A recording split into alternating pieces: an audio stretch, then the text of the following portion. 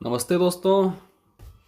आप सबका स्वागत है मेरे चैनल पर। आज हम आईएफएमएस के बारे में एक समस्या पे उस पर थोड़ा डिटेल बात करेंगे कि ये समस्या किसी किसी कार्मिक को आती है। मुझे खुद को आई थी और मैंने इसको कैसे सॉल्व करवाया, सारा प्रोसेस मैं आपको बताऊंगा।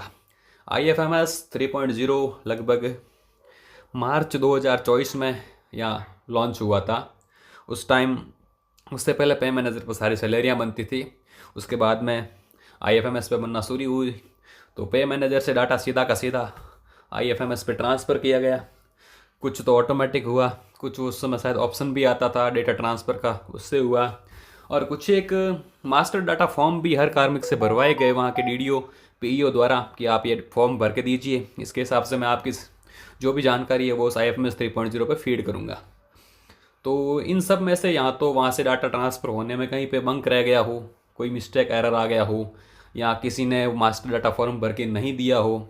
ऐसे बहुत सारे रीज़न हो सकते हैं जिसके कारण उसके परिणाम क्या हुआ कि कुछ कार्मिकों के आईएफएमएस 3.0 पे आईडी खुलती ही नहीं थी।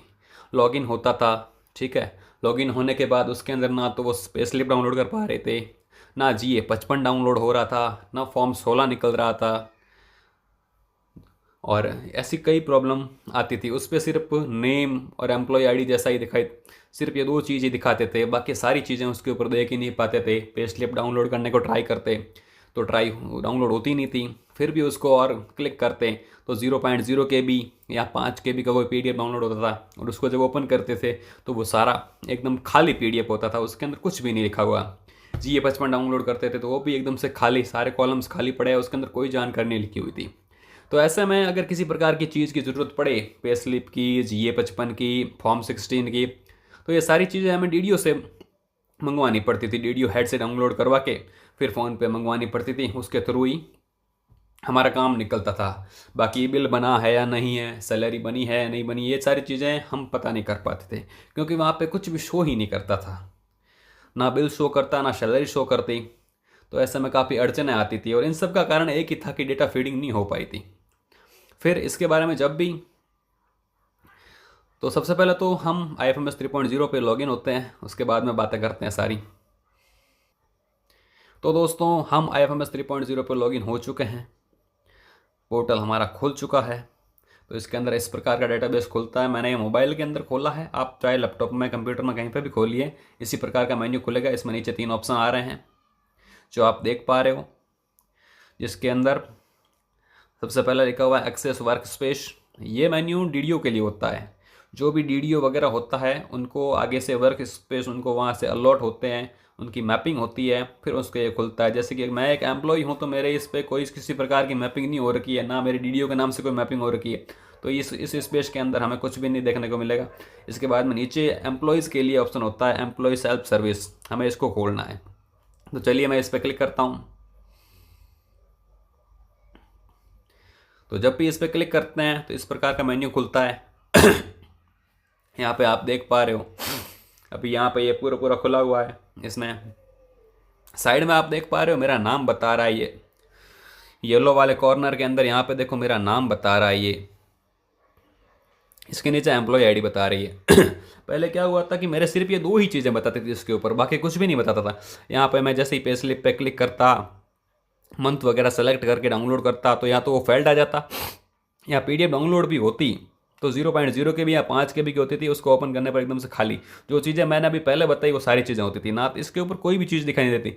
यहाँ पे नीचे जो पे स्लिप की ये आपको यहाँ पे दिखाई दे रही है डिटेल्स, ये भी नहीं दिखती थी, ना कुछ दिखता था, सिर्फ ऐसे खाली आईडी थी। पता करने की कोशिश की तो कोई बोल रहा है SSO आईडी को वापस से मैप करवाओ, कोई बोल रहा है मोबाइल नंबर ऐड करवाओ।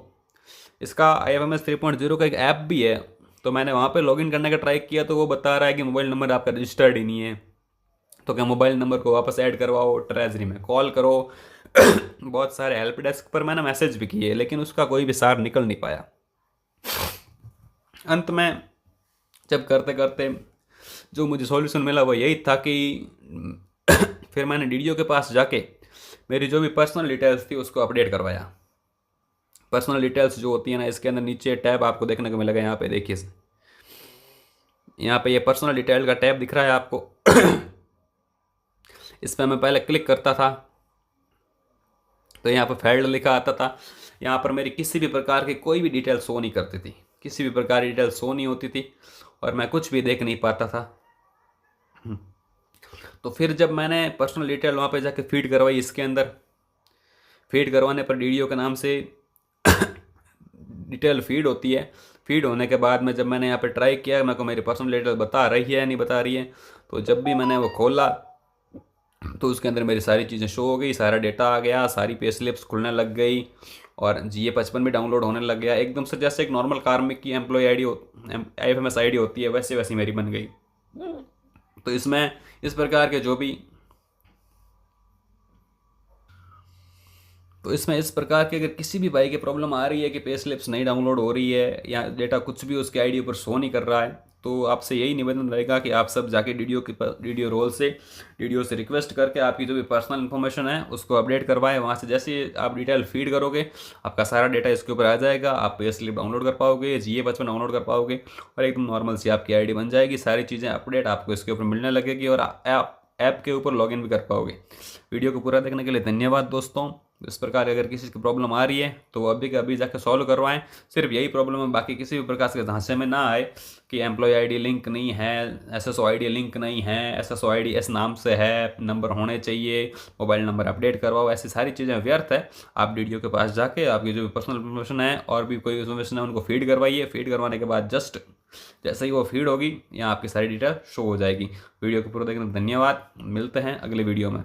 राम राम।